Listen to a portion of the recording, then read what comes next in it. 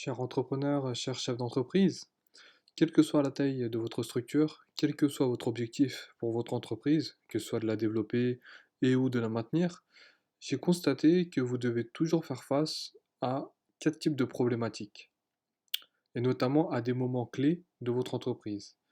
Soit, premièrement, c'est des problématiques liées à l'argent, comment gagner plus, comment optimiser son argent, comment réduire ses charges.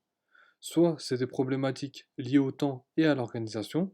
Donc, par exemple, comment mieux m'organiser, comment avoir un process et une organisation qui soit fluide, désolé, pour gagner au quotidien du temps et donc de l'argent. Soit c'est des problématiques qui sont liées à l'humain, on va dire ça comme ça, c'est-à-dire comment recruter les bonnes personnes, comment régler les problèmes internes avec les équipes, etc., etc. Et les derniers types de problématiques, c'est tout ce qui est problématique lié aux produits, aux services. Par exemple, ça va être quel produit ou service vendre, quelle nouveauté lancer. Et chacune de ces problématiques, vous devez y faire face à des moments clés. Par exemple, vous êtes en pleine croissance et vous avez besoin de recruter du personnel ou d'investir dans de nouveaux outils ou machines. Si vous répondez mal à ces problématiques, vous perdez de l'argent, vous perdez du temps et vous perdez aussi en termes de, on va dire, fatigue mentale. Je vous donne un exemple très simple. Vous souhaitez recruter une personne, mais vous recrutez la mauvaise personne. À cause de cela, vous allez facilement perdre des milliers d'euros, encore plus si cette personne était en CDI. Vous allez perdre des centaines d'heures, vous allez vous fatiguer mentalement, notamment à devoir repasser derrière cette personne, etc., etc.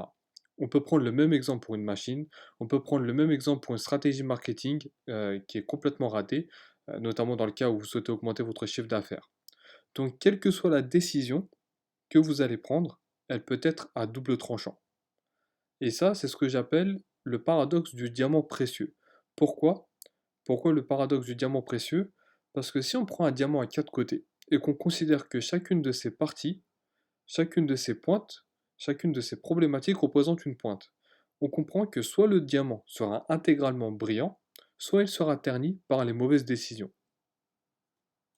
Forcément, si ces décisions sont à double tranchant et viennent à des moments clés de l'entreprise, la question est comment prendre toujours la meilleure des décisions et éviter tous ces problèmes.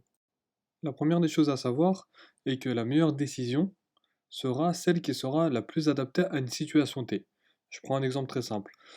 Vous avez besoin d'acheter un logiciel, une machine, vous avez besoin de recruter, etc., etc.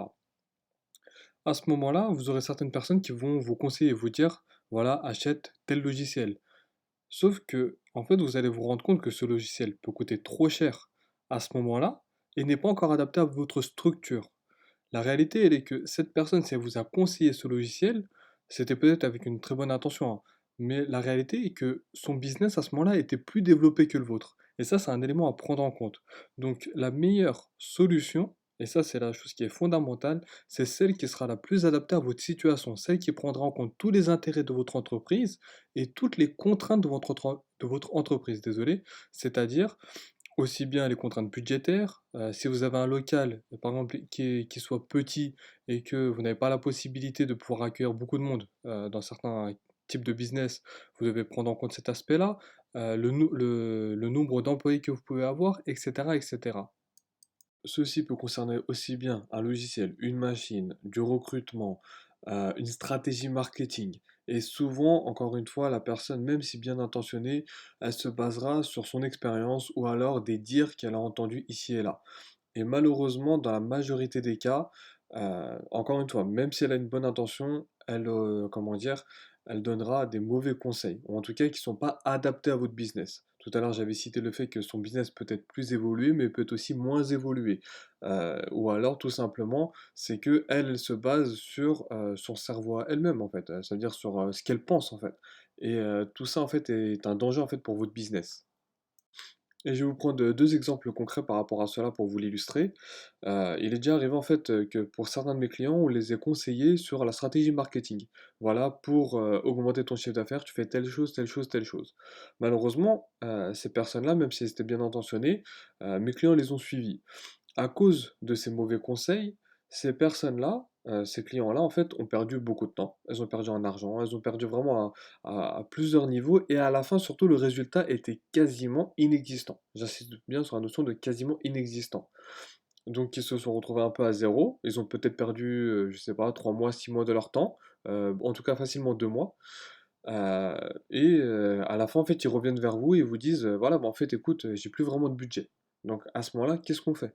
Un autre cas très simple, c'était, un de mes clients, en fait, qui devait agrandir ou non son local. Il avait cette problématique-là. Il avait aussi, le fait que, voilà, il voulait peut-être générer un peu plus d'argent, donc on lui a conseillé sur 2 choses: agrandis ton local, deuxième chose, très simplement, augmente tes prix.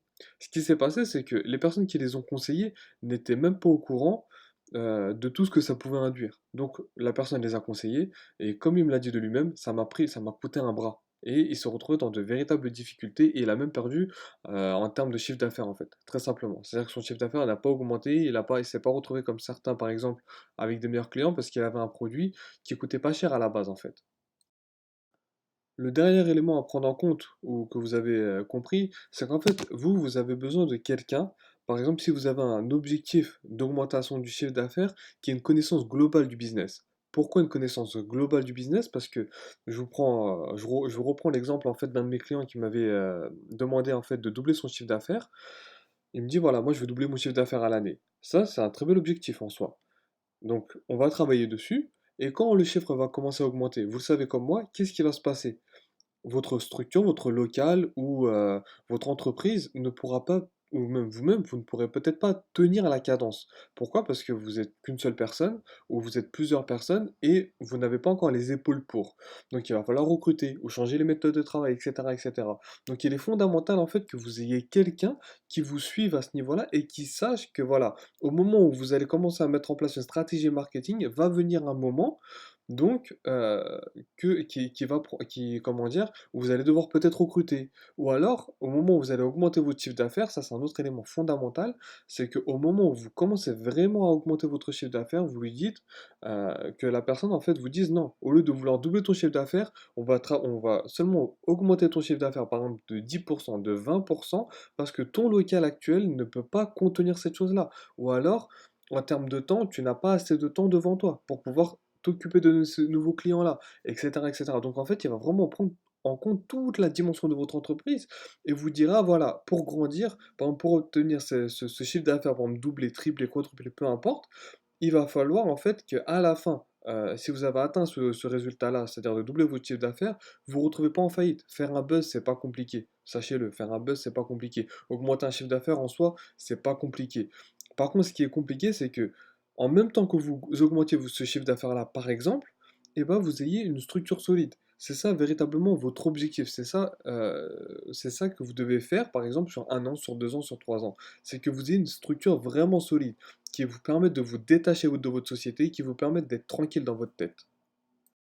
Donc très simplement, si vous vous sentez concerné par cela, si vous avez peur de faire les mauvais choix, de prendre les mauvaises décisions qui feront perdre en termes d'argent, en termes de temps, en termes de fatigue mentale, etc.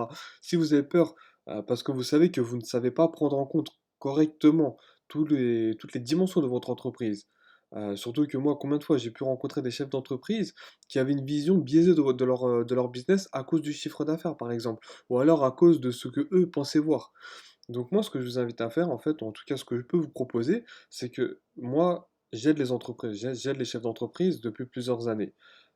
Et donc de manière générale, c'est facturé. Sauf que ici, dans ce cas-là, moi, ce que je propose très simplement, c'est qu'au lieu de facturer comme certains, par exemple, à 200 euros, 197 euros, je vous propose un coaching qui sera offert.